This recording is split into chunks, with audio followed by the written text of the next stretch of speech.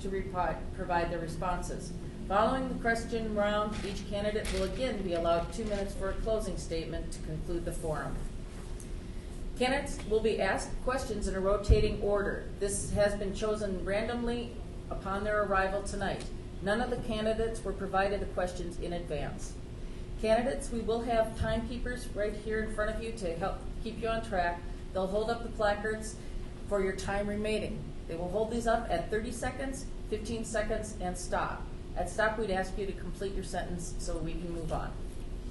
We will start tonight's questions with those that were solicited and vetted by the organizing committee. These will be followed by questions submitted by the audience or submitted on our online website as time allows. We do encourage the audience members to submit questions in writing on the index cards that were provided at the back of the room. If you need some cards now, just hold your hands up and we have volunteers that will come around and provide them to you. When you're done with your question, please hold them up anytime throughout the forum so that our volunteers can pick them up from you, because we will not be asking at a specific time for you to turn them in, so just turn them in whenever you're ready. Please note that all submitted questions will be assessed for clarity. If you do not hear your specific question, please note that those that fall into the same general category will be consolidated to allow us to cover as many topics as possible in the time that is allotted. All questions deemed unclear, hostile, or of personal nature will not be used, and all questions that are submitted will become the property of the League of Women Voters. So at this time, I'd like to introduce the candidates running for office of mayor of the city of Duluth. I will introduce them in alphabetical order, starting at the far end. And first, I will mention that Mr. Caleb Anderson was not available tonight. Next is Corey Ford. Next to him is Emily Larson. Doris Queen Lavender was not able to attend tonight. David Noley, I apologize, sorry, sir. David Noley, Jess Peterson, Donald Ryla, or Realia was not here able to attend. John Socha has submitted an empty chair statement, and next to me is Dan Weatherly. Yeah, I'm a Daniel. Daniel Weatherly. Okay. We will start with the opening, our opening statements, and these will go in a randomly selected order via the grid. First to start will be Mr. Noley. There you go, sir. So actually I get to go second. My name is Dave Noley and I'm running to be the next mayor of the city of Duluth. I believe that leadership is developed through learning and through practice. At 7 years old, I started my leadership journey when I joined the Boy Scouts of America as a Cub Scout. And over the next 11 years, I progressed through those ranks, ultimately becoming an Eagle Scout. Somewhere along the line, I learned that I could be a leader. I could be a leader and I could do the scouting things that I found so cool to me. So after college, I spent a little over 20 years in an executive level role with the Boy Scouts of America in Missouri, in Kansas, and now here in Minnesota. Around 10 years ago, I came to Duluth for the very first time. And on that very first time, I interviewed to be the executive director for scouting here in the region, serving Duluth and the surrounding territories. Soon after moving here, I learned very, very quickly that Duluth is the place to be, the place to raise a family. On leadership, daily, from a Cub Scout on, I've practiced and honed my leadership skills that I've used to address problems that I prefer to call opportunities. Leadership that I would like to bring to us here into Duluth to address problems or opportunities that face us here today. Leadership is an activity, not a position. Anyone can exercise leadership at any time. I bring fresh leadership to Duluth with 4 competencies: diagnose problems and situations, manage myself, strive to engage and energize others around a common purpose, and take action. I take deliberate and purposeful action to address the challenge or opportunity that has been presented to me. you, sir. Next is Mr. Ford. We'll just- Hello everyone, my name is Corey Ford. I was born and raised here in Duluth, although I've spent 4 months in Ireland, 4 in China, and 4 in Israel, giving me a bit of a perspective on the outside world. And I'm running for mayor because I see certain issues that are really important to me that I don't feel are being adequately addressed. And those issues would be our affordable housing, which I'm sure every candidate's going to talk about. Also our homelessness crisis, our internet situation, which is inadequate given what I've seen around the rest of the world, and our clean energy and environment. I'd like to see our environment stay clean. I've seen certain challenges to that arising, and I'm sure you all have as well. And recently there have been a lot of scandals arising regarding PolyMed and the EPA right now, which I'd like to actually address as mayor. And I'd like to discuss all my policies with you all in detail as the night goes on and on my website. Thank you. Thank you, sir. Next is Mr. Peterson, please.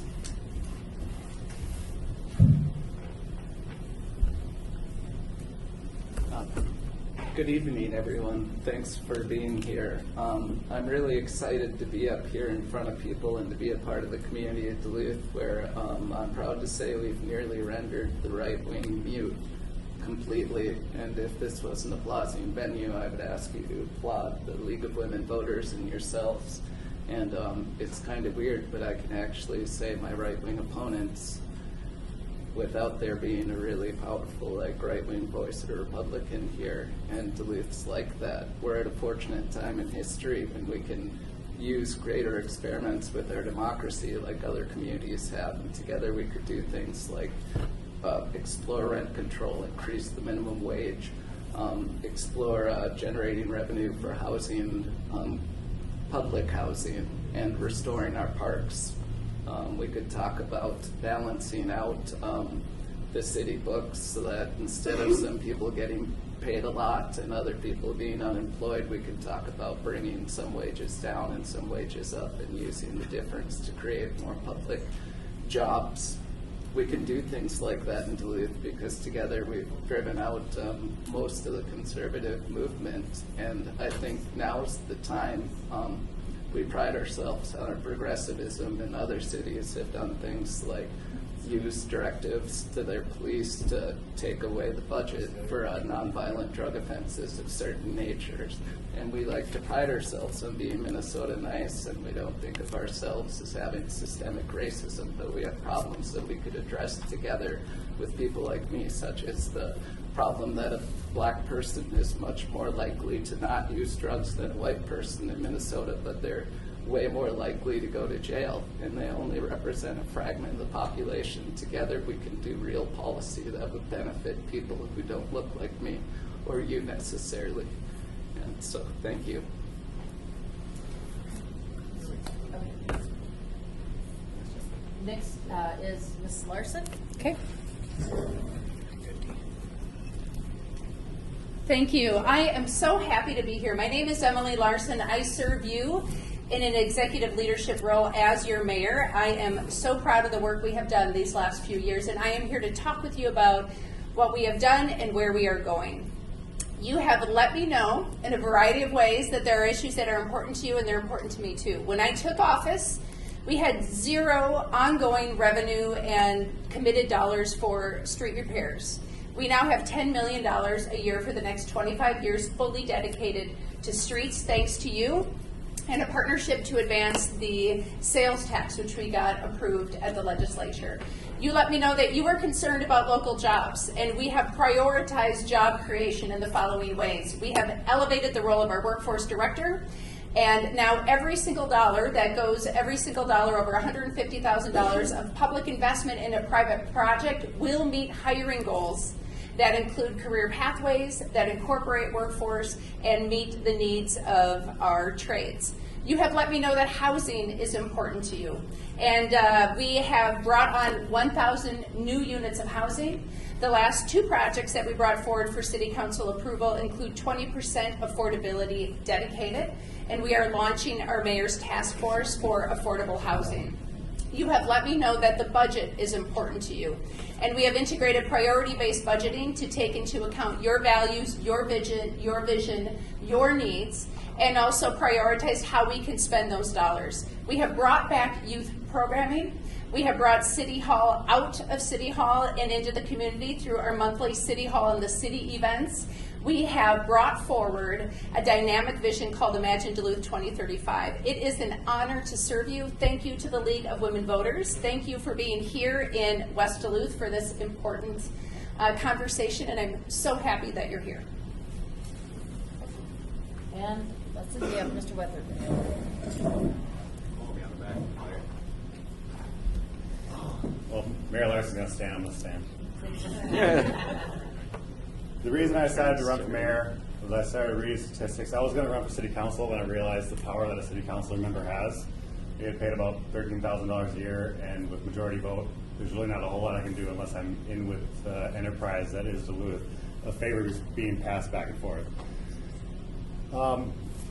Mayor Larson's done an excellent job. I'm not going to knock her down, but there has been promises that have been not kept. There have been, her spearhead was affordable housing and, livable wage, and things are getting worse. We're at about 50% poverty level in this town, where 50% of the population pays more than 30% of their wage for housing. When's it going to stop? When's it going to be an issue? When there's 500 kids that are in our public school system that are homeless, when it's 70% of the people spending more on their housing than they need to be. There's lots of things, I get it, there's 20% of these new housing developments going up that are affordable, but what is affordable? I want to see the math. I want to see open data. That's the main factor of my campaign. I want to see open data. I want to see everything. With all these new housing projects, I want to see the receipts. I don't want to see an overall audit at the end of the year with rough numbers. I want to see the numbers. I want to see where my tax dollars are going as my taxes increase. I want to see someone in office that represents the working class, because I work so hard, and I know a lot of my friends, I know a lot of this community works so hard. I don't mind working hard.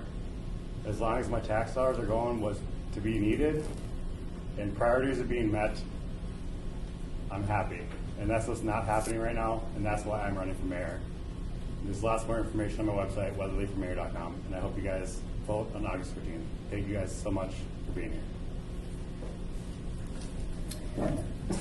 Mr. Weatherly, you now get to ask the next question, or ask the next question. I'll ask questions. So, as you mentioned the affordable housing issue, affordable housing is a crisis in our Duluth. So, what specific ideas or concepts do you have to support the development of affordable housing in our community? I would like to see, we have lots of levies going on in this town right now as far as, to sustain roads and infrastructure and raising sales tax, tourism sales tax. I want to see, I know there's lots of, this is happening around the country. We have lots of case studies, what works and what doesn't work. And that doesn't mean that we just copy paste what's happening in another town and just make it work here, because our town is unique. There's opportunity to do a chain breaker where it's, property tax leveled on, income. But it needs to have guidance and parameters surrounding that. A lot of our department stores are closing right now, so we're losing lots of sales tax revenue to be able to build our. That's how the government does stuff, is with tax revenue. We've had Kmart over here. We've had Shopko close.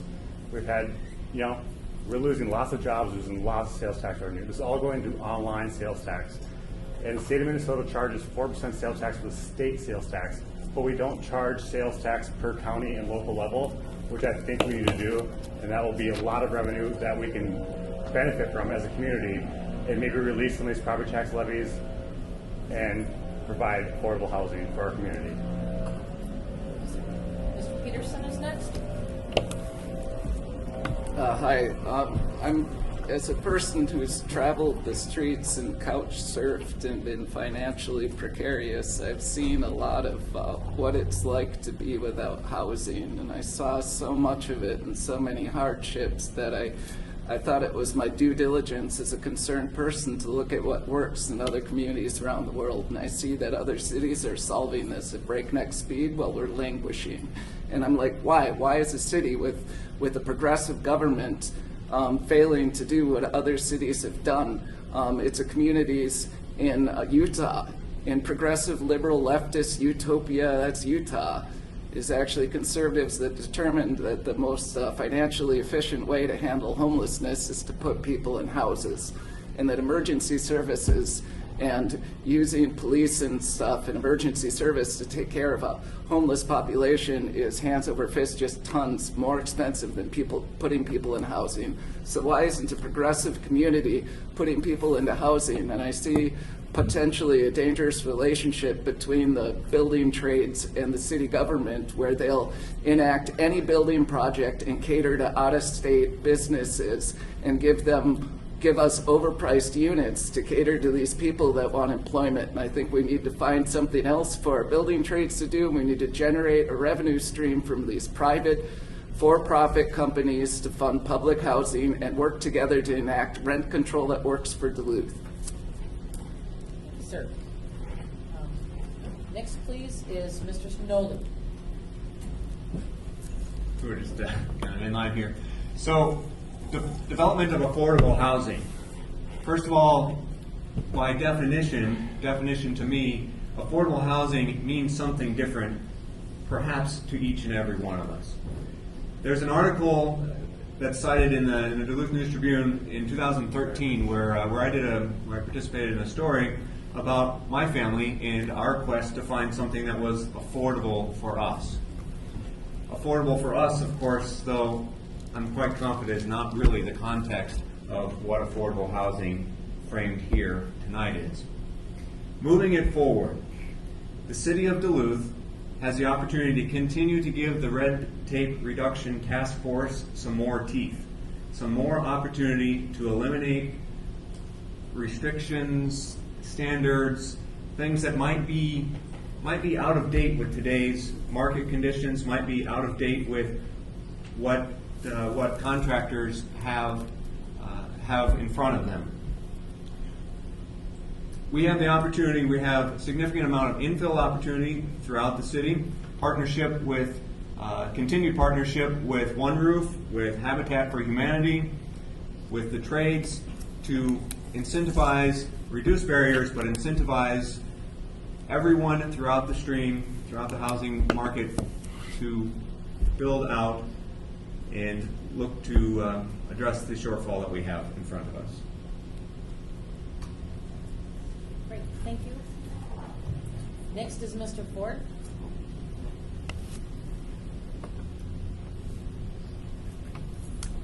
So my solution to the housing problem that we've got right now, affordable housing rather, is a combination of rent control and actually building affordable housing. There's technology and the materials necessary and available to us in the world to build houses for as little as $5,000 to $8,000 per house, and we could be using these to solve our affordable housing problem and also to solve our homelessness crisis. As Jesse pointed out earlier, it is significantly cheaper to simply provide houses to the homeless than to try and deal with them just living on the streets, and it's a lot more humane and ethical besides. So for the rent control though, I believe Daniel pointed out a 30% number, which is 30% of your income should be going to housing. I'm not sure how feasible it would be, so I'd have to be looking into the numbers more, but I would like to see a portion of our rental housing tied to the minimum wage, such that it's capped at 30% of what a person working on minimum wage will earn in a full month working full time. Okay. Ms. Larson? Okay. Thank you. Great question. Happy to answer it. I serve on the Greater Minnesota Housing Fund. It's a statewide organization, and I was appointed by Governor Dayton to serve on the Affordable Housing Task Force for the state of Minnesota. The key to ensuring affordable housing is that there is somebody who can fill the gap of what makes it affordable to people who need it to be affordable. Under my tenure, in the last 4 years, we have brought in $17 million from the state of Minnesota to ensure affordability for homeowners, for renters, and for people with significantly low incomes. Before I took office, it had been 10 years since we had had a Habitat for Humanity house in Duluth. I'm so proud that we have one that is completing in a partnership with LSC in Lincoln Park. I have 3 strategies that I am actually implementing this year in regards to affordable housing. We are activating a mayor's task force. We are no longer discussing whether affordable housing is an issue. We know it is. We are now looking for funding solutions, and we are activating that in the next month. We will launch Rebuild Duluth, which is using infill land, which we have control over, and providing that free or low cost to developers who want to bring that innovative affordable housing concept forward. And we just passed, with unanimous support from the City Council, a fund to help low-income property owners within Lincoln Park and Central Hillside. A final note, City of Duluth is one of the leaders in the state to collect online sales tax, and the poverty rate in Duluth under my tenure has gone from 21% to 17%. Thank you. We'll begin with you, Ms. Larson. Question is, can you discuss how Duluth is developing our business climate and educational resources needed for the next generation of job seekers? Thank you. Yes. Business climate. We have just merged the 2 departments of business and economic development intentionally because we have heard from you and business owners and entrepreneurs that you need one stop and clarity on where to go. I am so proud of the work we are doing in that regard, and we are watching businesses expand. We are seeing entrepreneurs pop up with an alarming rate in a great way. We partner strongly with the school district. I'm really excited, actually, that we will be going through a community process for hiring a new superintendent, because partnering with that person as it relates to education, as it relates to the trades, Connect Tomorrow, the kinds of programs we're already doing, will be really, really critical. And I work closely with our higher education systems. I've just met recently with the brand new president at Lake Superior College to talk with them about what they're doing within their business and entrepreneurship program, and we work closely with UMD and their cultural entrepreneurship program. So the values of education, as a parent, I get it. I've got an 18-year-old and a 16-year-old. They, their friends, every kid in this city deserves options and opportunity. That is not just about a job, and it's not just about paying rent, but it is about a future that is built on a passion that they can employ through work that is gratifying, that pays the bills, and provides a career. Thank you. Mr. Weatherly. Can you repeat the question one more time, please? Yes. Can you please discuss how Duluth is developing our business climate? I apologize. Can I use the microphone? Yes, you may. I apologize. Audience members were having a hard time hearing this too. Can you please discuss how Duluth is developing our business climate and educational resources needed for the next generation of job seekers? I think that we have an issue with jobs in this town, especially downtown, with property taxes being increased exponentially. People don't want to open up jobs. They don't want to open a business here. Why would I open a business in Duluth when I could open one in Superior, when I could open one in Hermantown? Much better tax breaks going on over there, and much more revenue to be made. The Red Tape Reduction Task Force is a joke to me. If you go online and look at the page, it's like a 7-page PowerPoint that could have been made by 7th graders. It's very sad, and I think it's an issue. Whenever we have an issue in this town, instead of just making a task force or a committee or something to say we're working on it, let's do something about it. Let's stop saying we're going to do something. It doesn't matter how much work we're doing. It matters how much work we're getting done. So I think, I would like to see the numbers on how much these online sales taxes are being brought into this town. I remember Harry Welty speaking at the 710 Club meeting last week. He said something like about $10 million are being pulled away from schools every year. And the class sizes are at like 50 to 60 people per class size, with how many students that are homeless. We need to do something. people don't want to open businesses downtown, people panhandling outside in front of their doors. People don't want to come on vacation with people panhandling, you know. It's not something that people want to see. And it needs to be addressed now, not with a task force or a committee. Thank you very much. Thank you. Mr. Ford?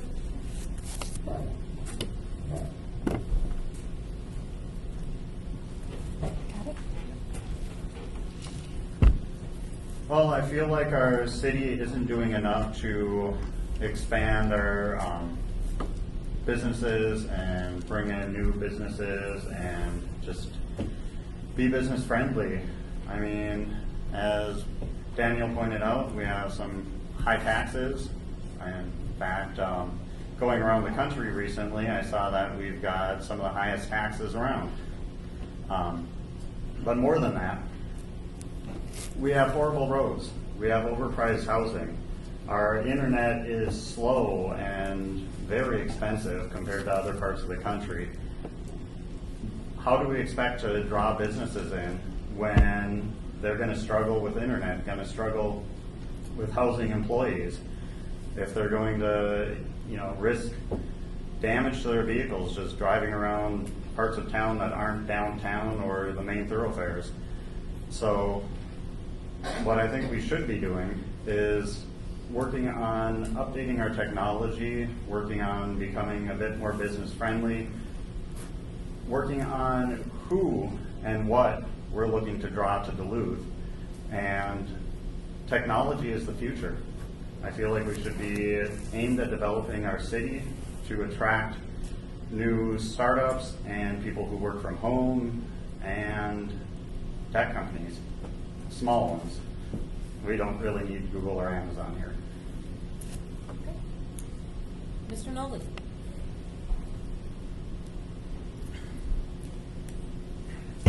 So really, I hear two questions. What is Duluth doing about workforce development, and how is Duluth's business climate? I'm a Rotarian. I have been for around 20 years.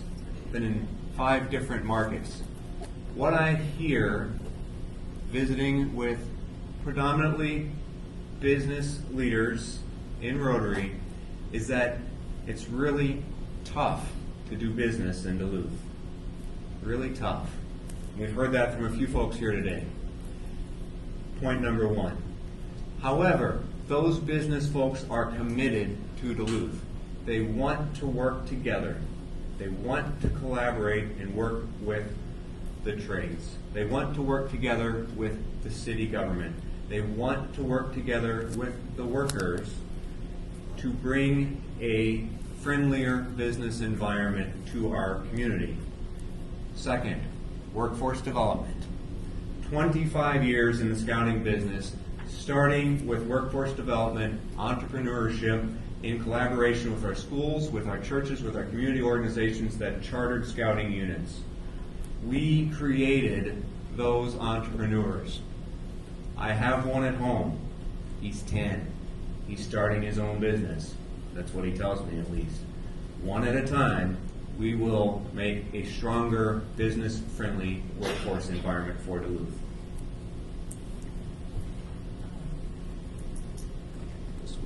Peterson? Well,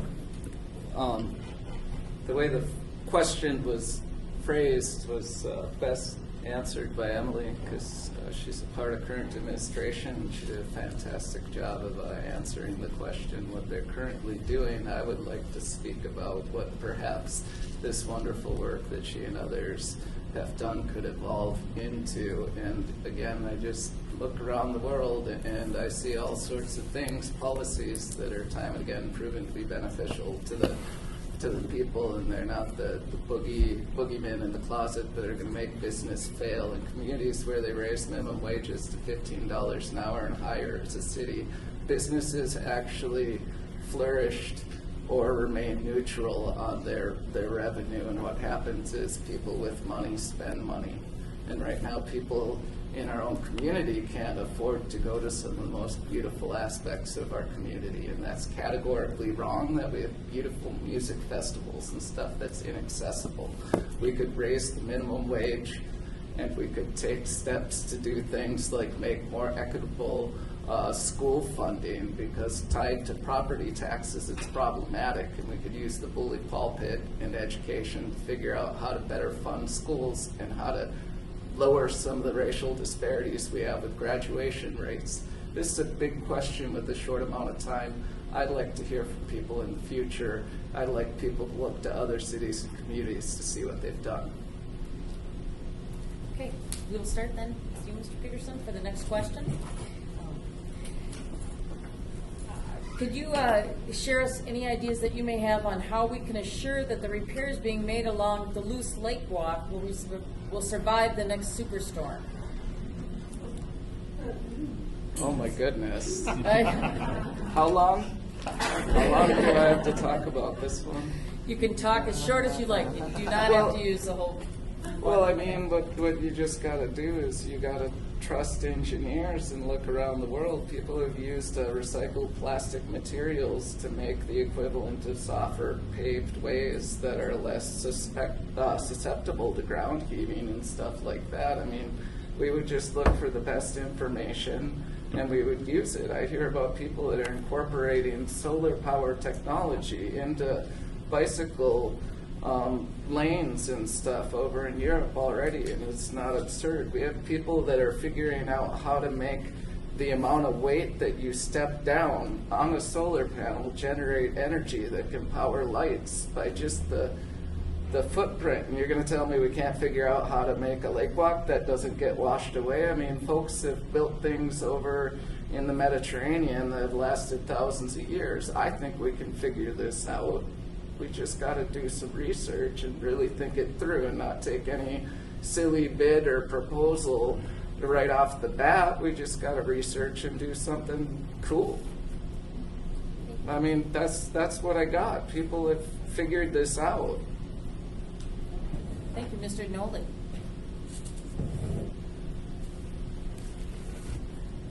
I offered in my op-ed to the DNT that I'm a self-professed outsider to politics. Conventional political wisdom would say for me to answer the question and then pivot and use up the rest of my 90 seconds. But really, Jesse, you pretty much nailed it there. We can work with the engineers.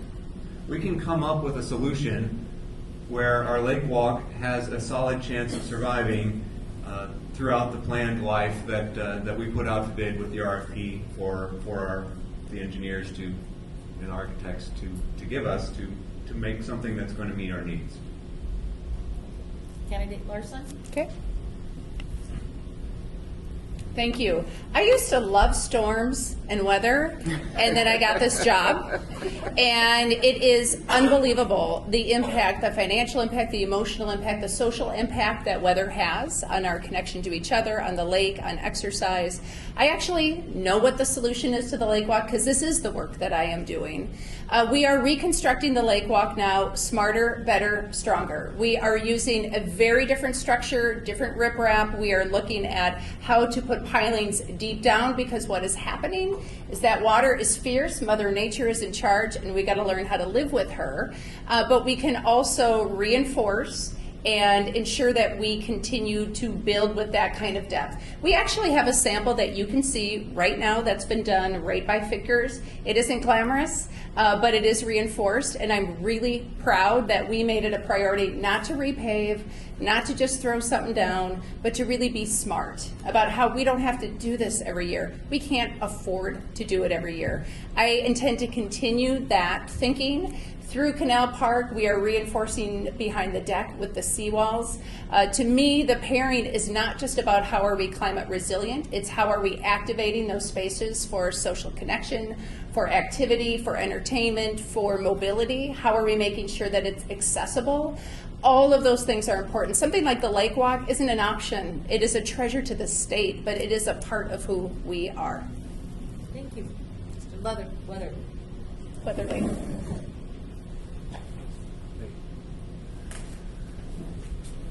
This is what I'm talking about, priorities. I don't know the exact figure, but I'm pretty sure it's a lot more than I'd like to be spending on a boardwalk right now that's been failed the last 3 years. Like, we fix it, it washed away, fix it, wash away. 250 kids in our public school system right now. Like, we can't provide emergency shelter with this money or other things that could be more prioritized than fixing the lake walk. We can't just like give it a gravel little lake walk for a year or two until we figure things out. The Korean War memorial veteran has not washed away. There's lots of portions, the whole aerial lift bridge, like that hasn't washed away. We've figured this out. This isn't rocket science. We're doing this project where we're allowing people to do affordable housing, proposals for 15 parcels in this town, and whoever has the best one gets it. Why don't we do that with students up there at UMD that are in the, they're in these apartments. They're going to school for this stuff, where these kids could use these opportunities to use their knowledge, and we use professors with their exponentially high tuition to help their own community.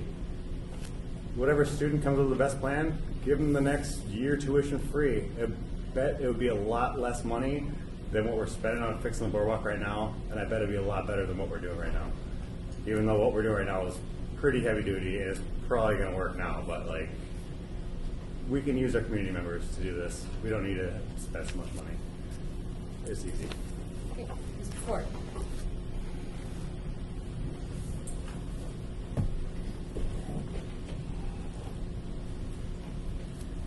Well, as others have pointed out, we need to build better, smarter, stronger. We can look to other parts of the world with similar weather, similar water, such as the Mediterranean, as was brought up, where boulders get washed up, end up onto lake walks, trails, etc. And we can use that information from around the world to try and improve our own lake walk. But bottom line, when giant boulders get washed up onto the lake walk, damage is going to happen. I don't know that we have the technology to completely avoid that. We can do our best to prevent it. We can do our best to make sure that when we remove the debris that got washed up from the storm, the lake walk is still usable. But I don't think there's any way we can completely weatherproof our lake walk against these storms that we get and what our lake washes up on it. Thank you, Mr. Ford. We will start with you with the next question, sir. Do you believe that Duluth has turned the corner on the opioid crisis locally? I'm not really sure that the whole country has turned the corner on the opioid crisis. I know we've been having some hearings at the national level regarding the crisis and regarding corporations, pharmaceutical corporations, pushing drugs on us and getting people addicted to opioids. And I'm not sure we're going to be able to solve the crisis completely here on our own. We can definitely train our police to handle it better. I believe they've been doing a pretty good job, actually, but there's always room for improvement. We can also increase funding to treatments and to education regarding the topic. Okay. Candidate Larson? Great. Thank you for the question. Opiates is a really personal issue for a lot of people in this community, and I just want to honor that. It's a tough issue. Here's the work that we're doing now. We are the first city in the country to have a DEA officer within our staff that actually works so that, and thank you, Mayor Payne from Superior for being here. We are twin ports together and working so that we can help identify cases more quickly that are crossing state lines and international lines. We have hired a very innovative practice of a social worker that is a partnership with St. Louis County, who is funding this, to do house calls on overdoses so that we are actually doing the kind of wraparound that people need. We testified in support of the bill at the legislature, the penny a pill bill, and have prioritized working with pharmaceuticals in that way. We have created as a community an opioid withdrawal unit so that our first responders, who do an incredible job with the resources that they are provided with, so that when they bring someone, a loved one, to the hospital with an overdose, there is a place for that person to go should they choose that a life without that drug is a possibility for them. We have trained our first responders, our librarians, our front staff on Narcan. The opiate addiction issue is actually indicative of a lack of social connection that we have and what is happening in many, many ways. So we're addressing it from all those vantages. The opioid crisis is not over. Okay. To repeat the question, do you believe that Duluth has turned the corner on the opioid addiction crisis locally? Me? I believe we have not. I believe that the number of deaths have been rising. If you look at the charts, it's been growing. It's growing around the country. It's not just our issue; it's everybody's issue. But if you look at the, overdose deaths versus, people that have overdosed, the amount of deaths this year, as of January 30th, matched the amount of people that died in 2015, which is 10 people that died in 2015. So that means we're on track right now, probably to have over 100 people die of opioid addiction this year alone. There's trial and error. There's no one positive solution to just solve it. Mayor Larson spearheaded the thing to get rid of the methadone clinic up on Central Entrance. It was a move. We had to see if it worked or not, because it was definitely not a good program.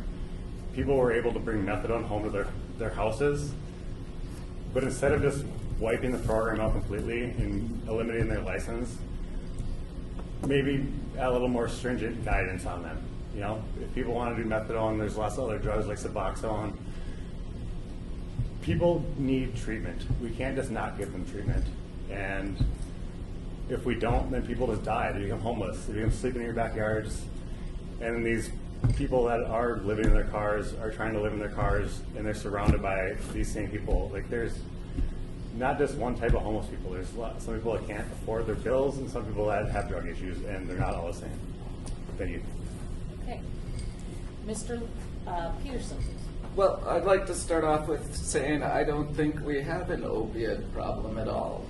We don't have any bit of one. I think what we have is a pharmaceutical problem. I think what we have is a capitalism problem. I think what we have is a poverty problem. I think what we have is intergenerational racism and genocide and systemic racism that's caused poverty, the likes that people are doubling down in their addictions. And I think we have a prohibition problem because the stigma and the fear of coming out and seeking help is the fear of going to jail, the fear of losing loved ones. So I think we have a prohibition problem. I think opiates in themselves, they've existed around the world, but when you give people a way of life that's miserable, depressing, degrading, when you're underpaid and disrespected, when you're called racial slurs, when life's hard, you reach for something. Some of us get to do this really well. A whole lot of people don't. And I think we have a prohibition problem. We need the equivalent of wet houses. I think we need to virtually decriminalize the prohibited substances and not allow for our police to have a budget to put people in jail, because then we can talk to those people, instead of them hiding in the shadows on a black market. We can talk to those people and we can figure out real solutions. Mr. Noli's next. Has Duluth turned the corner on the opioid crisis? We won't know until sometime down the road. We won't know. What we do need to know is that we are here to help those who have challenges. Folks turn to drugs, opioids, the topic here, when they have a need, when they're disconnected. Perhaps it comes as a result of having a prescription. Perhaps it comes of being isolated from their friends or from their family. Perhaps they don't have those connections. We do know that there are things that work to help reconnect folks. We have the opportunity for them to seek treatment. They might not, but at least we give them the opportunity. It's a topic that's close to home. I think it's close to home for all of us. A cousin, a family member, a friend, someone who is challenged by the demons that they seek to get comfort from from the drug. So we won't know, but what we can do is continue to help, continue to diagnose the situation, energize others, and take action. Okay. Mr. Nolly, we will ask you the next question. Has been prepared. Although some may believe that something happening on the Iron Range or other areas of the Great Lakes or on a global scale is beyond the preview of a local official, there certainly have impacts locally. How do you view your role vis-a-vis regional, national, or global issues like resource extraction, water and air quality, and climate change?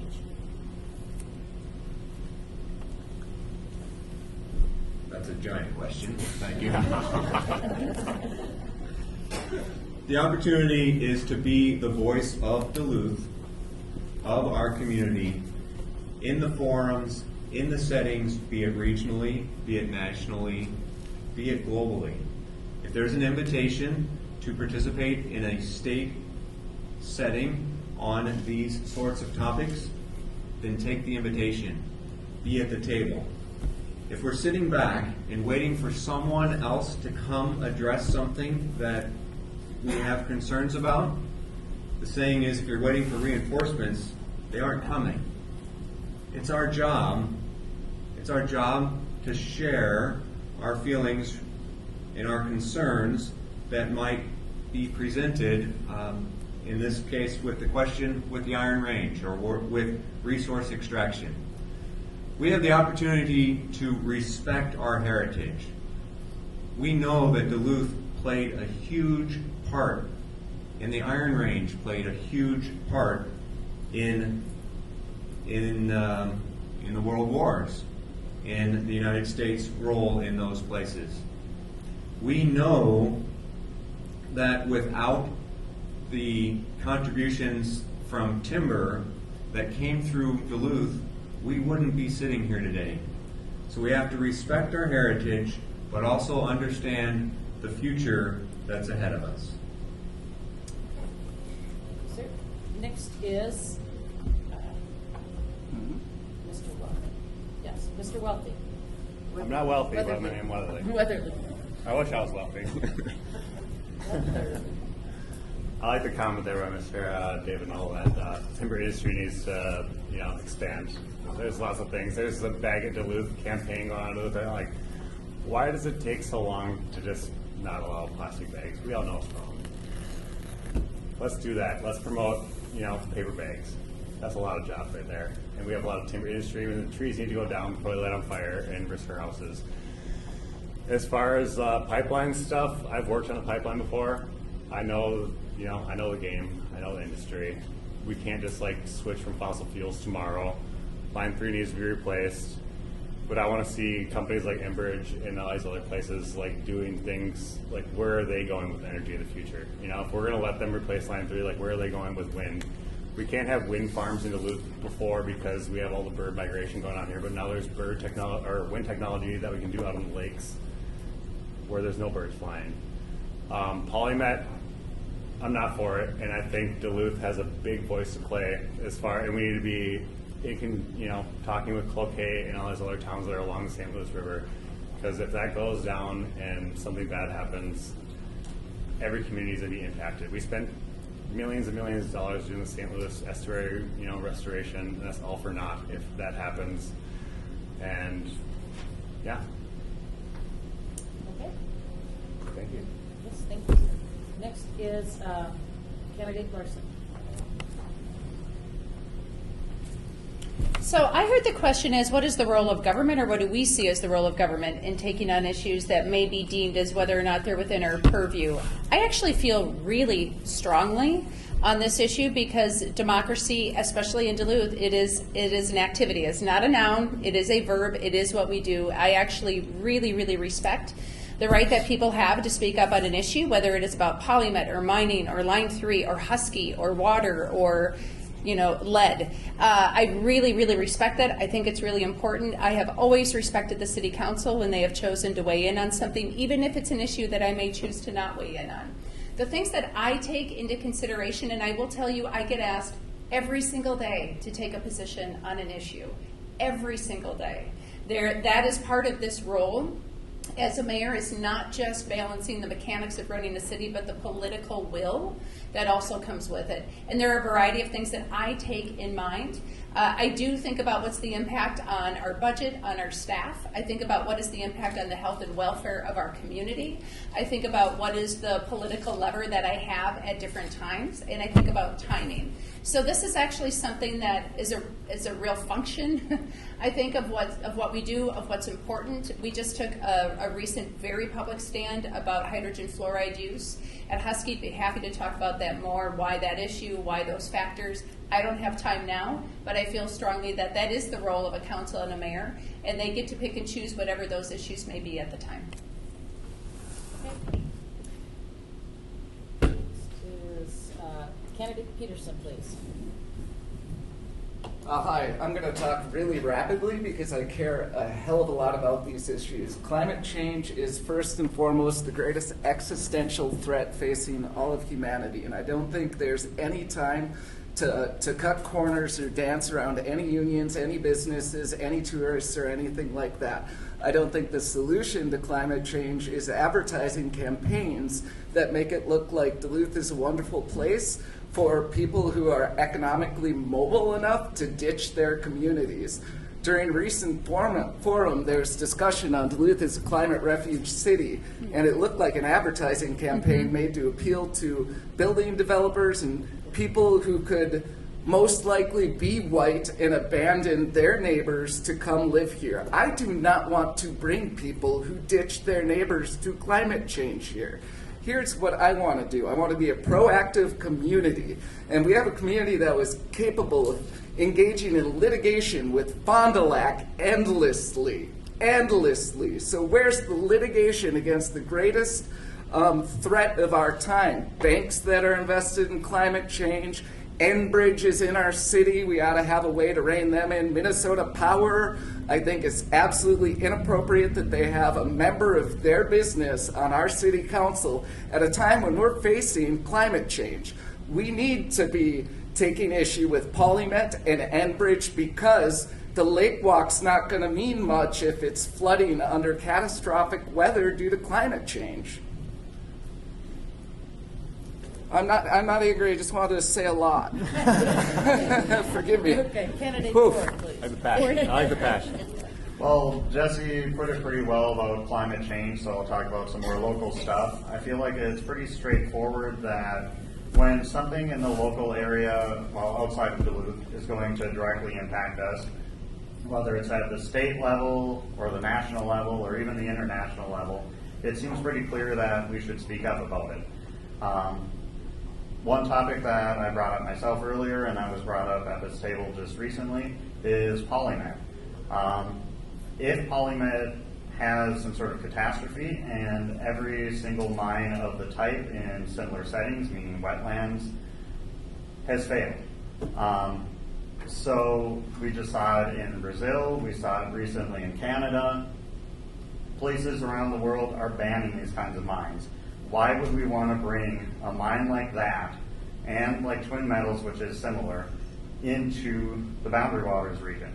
If Polymet goes, it's going to affect every community downstream, including Duluth. It's going to wreck our tourism, it's going to wreck our lake, it's going to cause catastrophic loss of wildlife. There's just not even remotely enough reward to bring that kind of risk into the area. So I firmly believe that we need to speak up and have a stance on anything that's going to adversely affect us here, or if it's something important enough, like the camps down at the border, we need to speak up about it. Okay.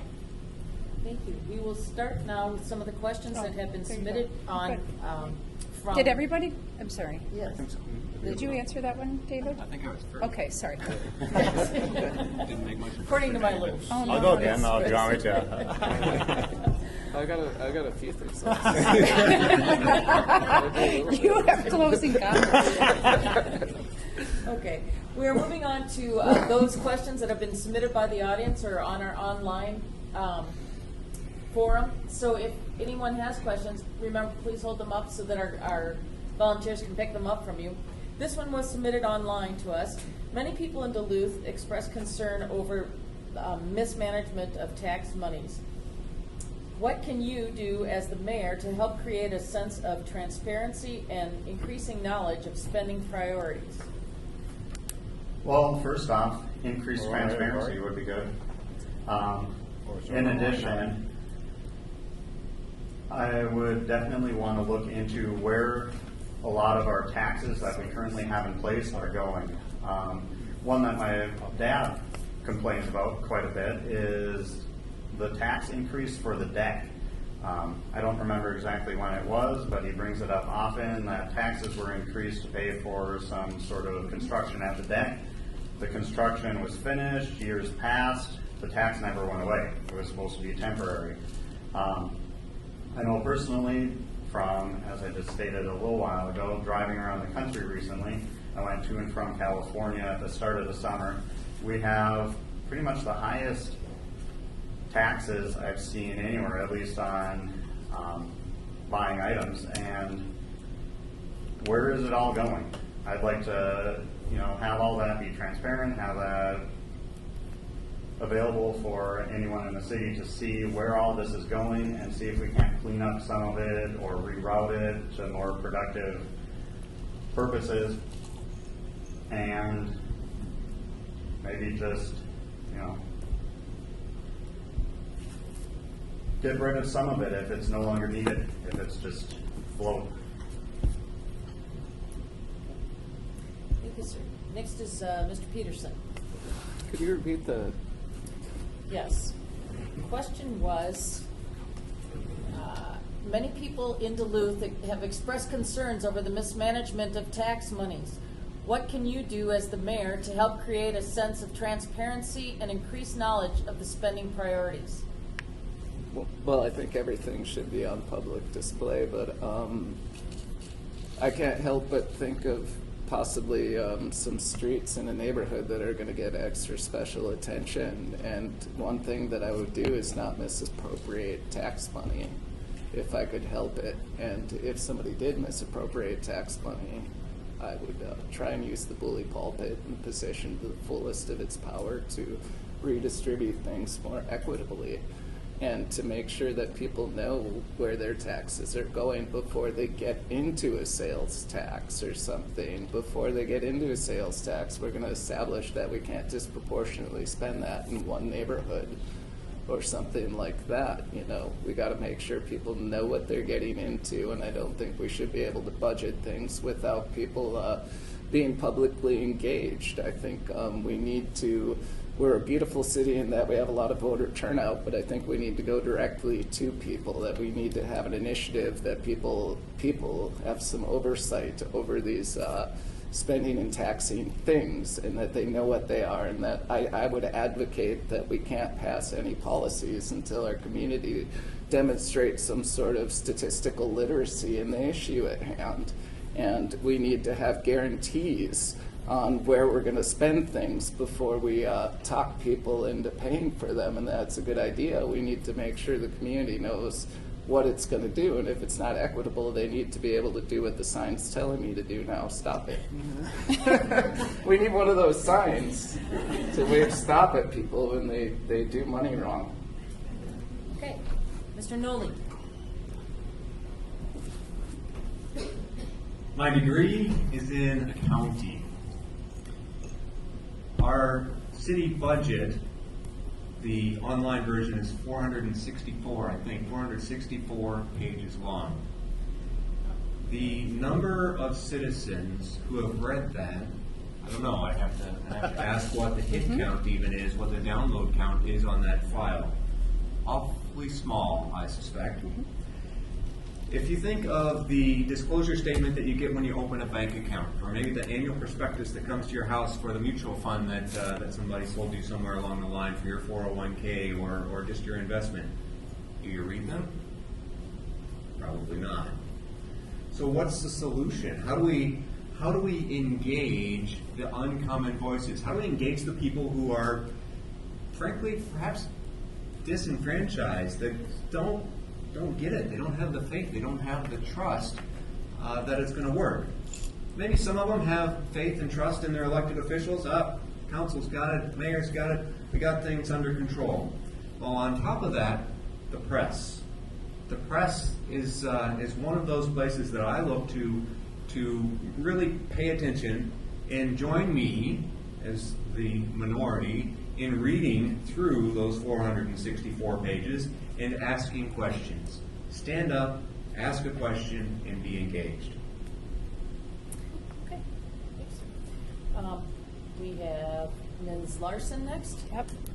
Oh, I love this question so much because I'm a budget geek.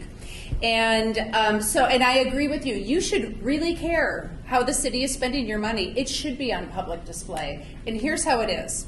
I do sit down with the media and talk through the budget. I've sat down with Mr. Passy many times and annually on that. We do a public presentation to the city council.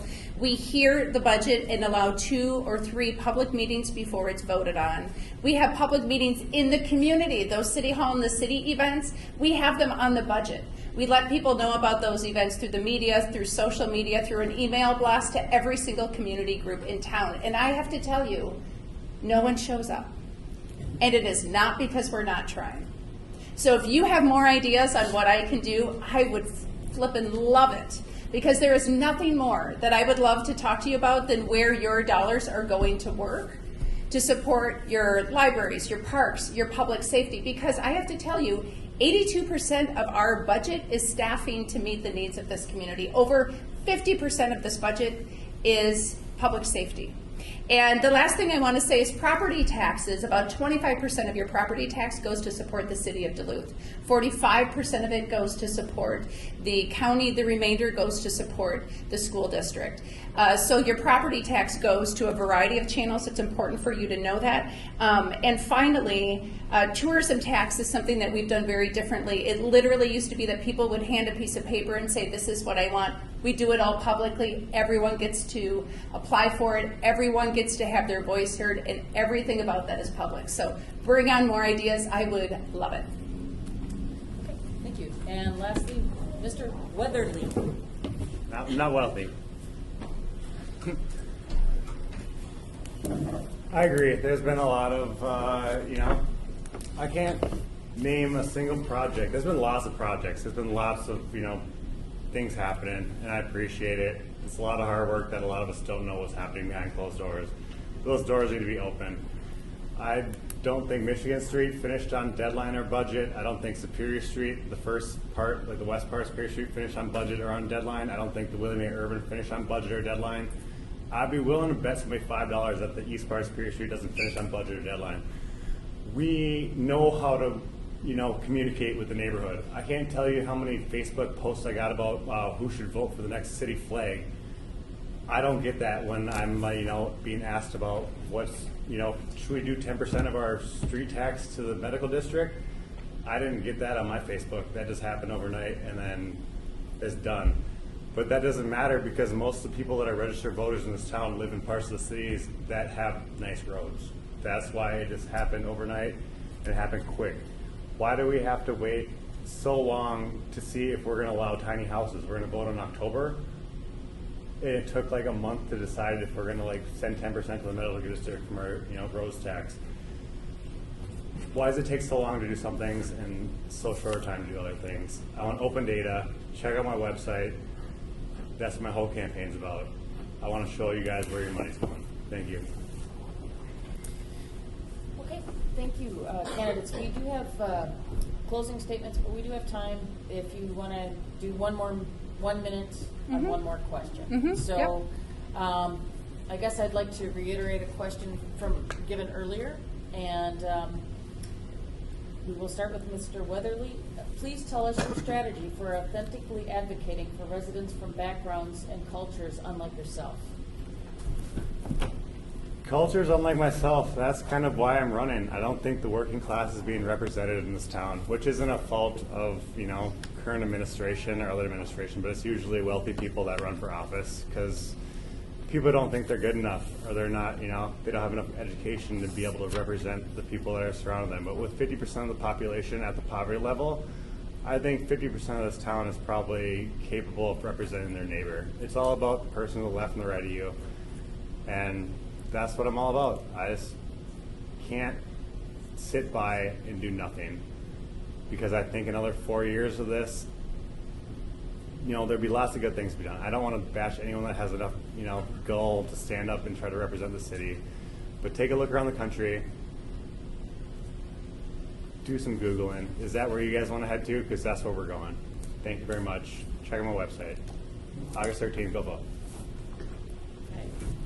Mr. Peterson? Well, I'm going to have to talk really fast again here because there's a whole lot to say on this issue, and it's really clear a lot of things we need to do, so we should not accept any vague answers at this point in history. We have wonderfully educated people around the issues of racial disparity and systemic racism and police violence against people who are not like me or like you. I think the heart of this question is a Black Lives Matter question. I think it's a question about poverty and who's targeted for poverty. I think when we throw away half of our food supply and we have an infinite amount of dwellings that aren't being used to house people, we see a problem that can take care of racial disparities. We have systemic racism that puts people on the street. We had riot gear that will likely be used against social justice movements that are trying to end racial disparities. I think we got to get rid of the riot gear. I think we got to get a white terrorism task force that investigates these flyers that are openly advocating for genocide. And they're not just signs, they're a call to kill people. Thank you, sir. Next is Mr. Ford. Well, Jesse, oops, I think I turned it off. Well, okay. I turned it off, sorry. Anyways, Jesse just gave a really great answer, but I'd like to add to it by saying that we definitely need to be focused on affordable housing as one of the ways. We need to be increasing our funding to some of the poorer schools in the city, and we need to be working on getting those tiny houses approved for the city. It would be great to be able to build affordable housing that way. And we definitely need to be making sure that people are well educated on racial issues here in Duluth, at our public schools, in our police force, just all around, because we tend to have a more racist and segregated town than many of us realize. And having talked to multiple people about it while I was at UMD, their experiences are just vastly different from yours or mine. Sir, and lastly, candidate Larson. No, I haven't gone yet. I'm sorry, I just crossed with the X under Mr. Nolan. Is it Mr. Nolan, Nolan? you're gonna go first. Okay. First? Yeah. Yep, you are number 4, and then number 5 is candidate. Okay, I'm just going to trust you. Mr. Peterson, Sorry. Mr. Peterson, maybe a run for your money here on a motion. I grew up in a union family in St. Charles, Missouri, right across the river from a place called Ferguson in Florissant, Missouri. Maybe you've heard of it. As a kid,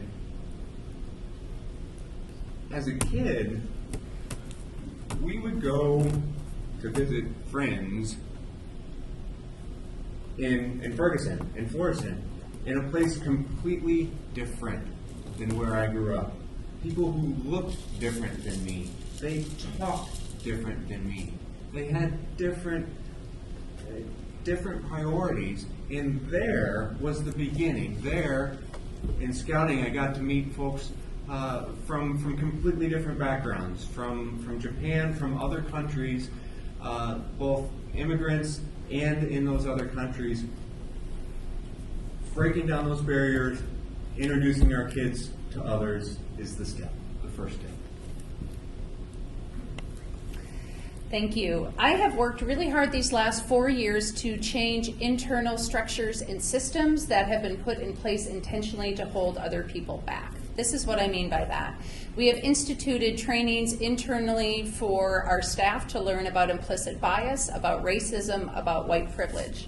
We have settled a long-standing legal dispute with the Fond du Lac band because working in partnership with a sovereign nation is one way you heal, you learn, and you move forward.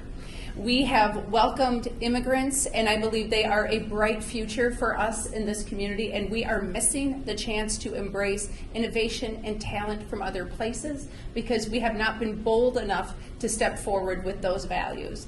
This is the work that I do. When I took office, I inherited a talented, wonderful leadership team of 100% white men, and they are terrific talents, but I have changed what that leadership looks like, not just for me, as a leader who happens to be female in an industry that doesn't likely support it, but also for our residents so that we have a leadership team that actually reflects and looks like our community.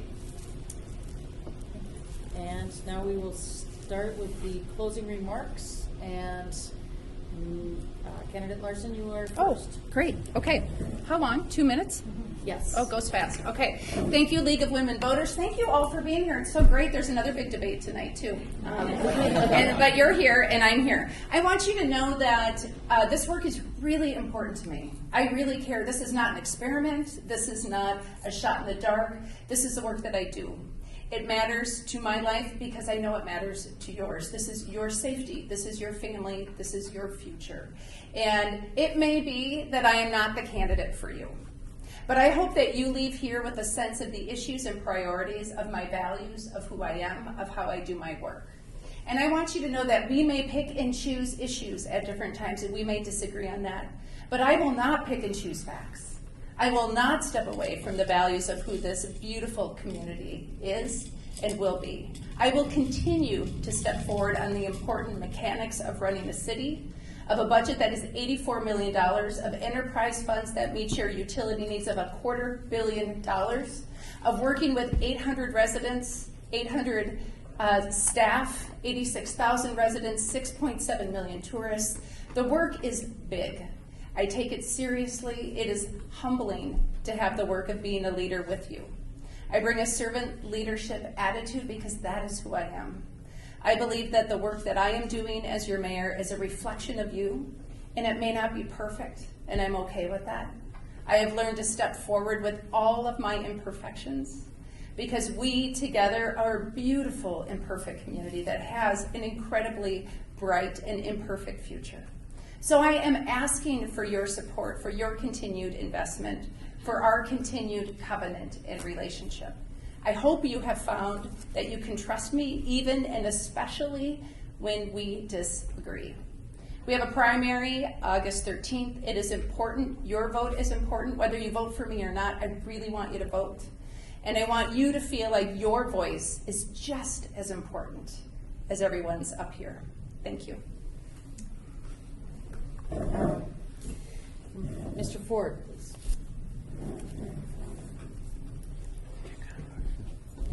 I want to thank everyone here in the League of Women Voters. It's been a pleasure being able to speak to all of you and let you all know about my issues and where I stand on the matters that are important to you. And I really see the potential in Duluth. I believe that we can turn this city into one of the greatest in the nation if we put forth the effort, if we have the willpower, if we work together on this, and if we are open-minded and forward-thinking. I also really hope that all of you will take the time to either look up my policies online, on Facebook, or on my website, which I believe is coryfordformayor.blogspot, or I have information pamphlets just outside these doors which provide my policy positions. I also hope that you all show up to vote at the primary. Whether or not you vote for me doesn't matter. I just believe that we should have a large voter turnout in this country. The higher the better to represent our democracy. Thank you. Okay.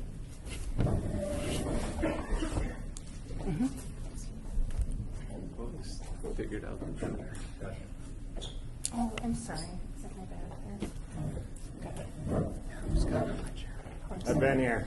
I lived in this town since I was in 6th grade. Before I came here, I moved from suburb to suburb down in the Twin Cities.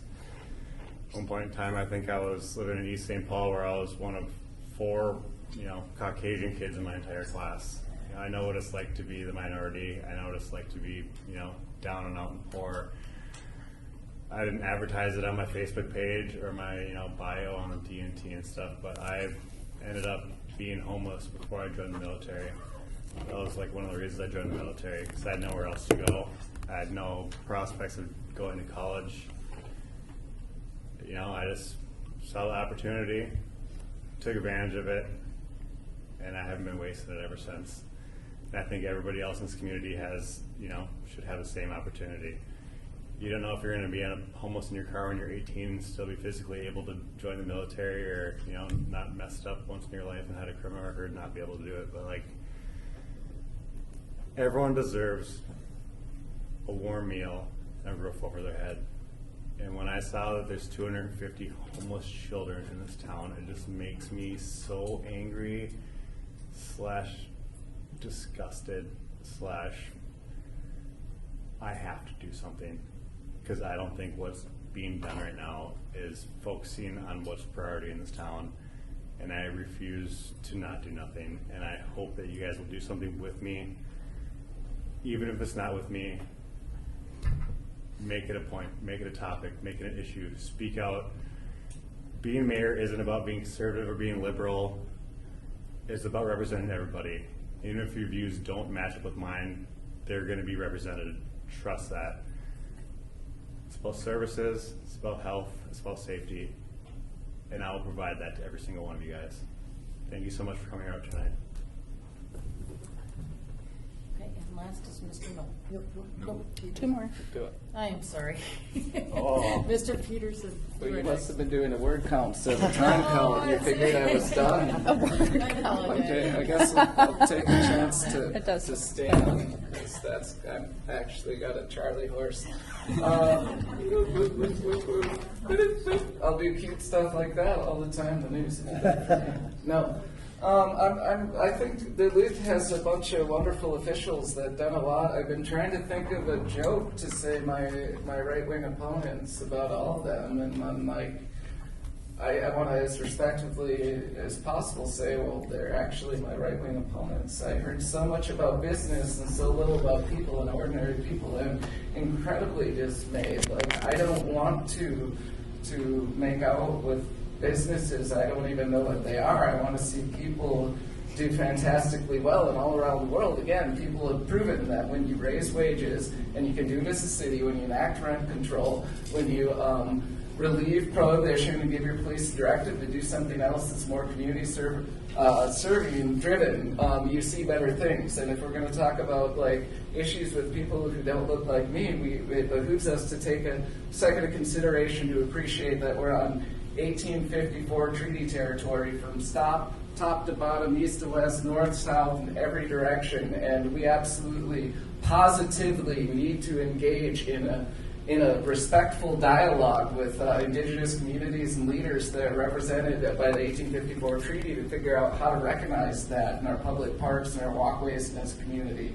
I don't have the perfect solution, but it's really beguiling to me that we can somehow charge indigenous people with loitering that have already been targeted for so much negative treatment in their lives when they have an 1854 treaty. So I don't know if it's the best response, but I damn well think they should be allowed to do whatever they like in our parks, pretty much.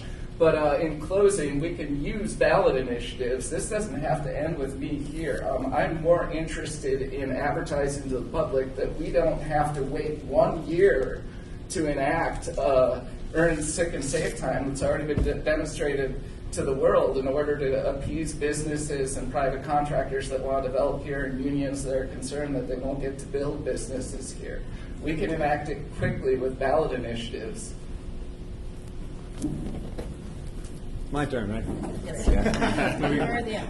We get to the last question. We have our last speaking opportunity. We get it figured out.